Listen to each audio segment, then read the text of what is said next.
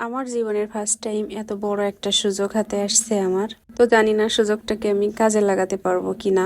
Italy সরকার এত বড় একটা সুযোগ দিচ্ছে আমাদের, আর উচিত হবে এই সুযোগটার সদ্ব্যবহার করা আর কি। আমার যেসব ভাই বোনেরা আমার ভিডিও দেখেন আর কি, তারা জানে যে আমি ইতালিতে বসবাস করি, প্লাস এখানে আমি নতুন করে লেখাপড়া করি আর কি। তো পড়াশোনাটা হচ্ছে আমার ভাষার উপরে। আমি প্রথম A1 A2 শেষ করছি, ওটার সার্টিফিকেট নিছি, এখন তেসরা মেডিয়া করছি আর কি।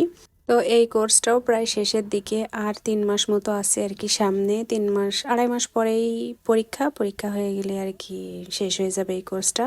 তো আমাদের এই তেসরা মেডিয়ার কোর্সে আমাদের বিভিন্ন জায়গা ভিজিট করাই, শহরের ভিতরে আর কি বিভিন্ন জায়গায়। তো আমাদেরকে নতুন আর একটা এবছর আর কি নতুন আর একটা সুযোগ দিয়েছে যে ইতালি সরকার তেসরা মিডিয়ায় যারা পড়াশুনো করে এদেরকে বাইরের দেশে ভিজিট করাবে আর কি। বাইরের দেশ বলতে ইতালির থেকে অন্য দেশে নিয়ে যাবে। তো আমাদের স্কুল থেকে প্রোগ্রাম করছে যে ফিনল্যান্ডে নিয়ে যাবে আর কি আমাদেরকে। ফিনল্যান্ডে 7 দিনের জন্য, ওখানে 7 দিন থাকতে হবে। তারপরে ওখানে থেকে ওখানকার যে স্কুলগুলো আছে সেই স্কুলগুলা ভিজিট করাবে আর কি আমাদের। তারপরে আরো অন্যান্য কিছু ভিজিট করাবে আর কি।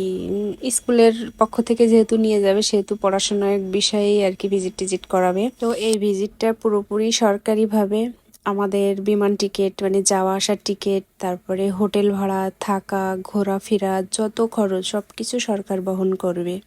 তো আমার মনে হয় এর থেকে সুবর্ণ সুযোগ, ভালো সুযোগ আর মনে হয় কিছুই হতে পারে না, যে বিনা টাকায় আমি একটা অন্য দেশ ঘুরতে পারবো, অন্য দেশ ভিজিট করতে পারবো। বিষয়টা আসলে একটু অন্যরকম, অনেক বড় একটা সুযোগ সরকার আর কি দিচ্ছে আমাদেরকে, তাও একবারে বিনা টাকায়, কোনো খরচ ছাড়াই। আমরা যে স্কুলে পড়াশোনা করি এই স্কুলেও কিন্তু আমাদের কোনো টাকা দিতে হয় না, পুরোপুরি ফ্রি একবারে সরকারিভাবে। তো ওটা তো থাকলোই, আর এই যে ব্যাপারটা বাইরের দেশে নিয়ে ভিজিট করানো, এটা তো আরো বড় একটা ব্যাপার। শুনেই মনটা খুশি হয়ে গেছে। মনটা যেমন খুশি হয়েছে একটু খারাপও লেগেছে, কারণ ছেলেদের রেখে, হাজবেন্ডকে রেখে 7 দিন থাকবো, আসলে কেমন একটা ব্যাপার। একদিকে আনন্দ হচ্ছে, একদিকে আবার খারাপ লাগতেছে যে ওদেরকে ছেড়ে 7 দিন কিভাবে থাকবো। বাচ্চা কাচ্চা সংসারের চিন্তা করলে এক মনে হচ্ছে দরকার নেই, যাব না, ওদেরকে ছেড়ে কিভাবে আমি একা এনজয় করব।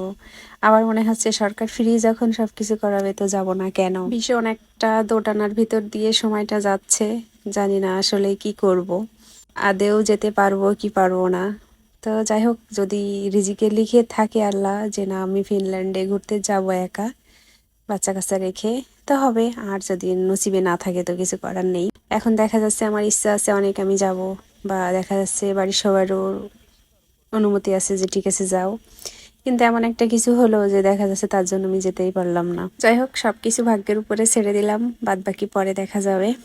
তবে ফিনল্যান্ড দেশটা অনেক সুন্দর, অনেক ভালো। আমাদের স্কুল থেকে আর কি বিভিন্ন ভিডিও ভিডিও দেখাইছে, ছবি টবি দেখাইছে যে আসলে আমাদের কোথায় কোথায় ঘোরাবে, কি কি দেখাবে।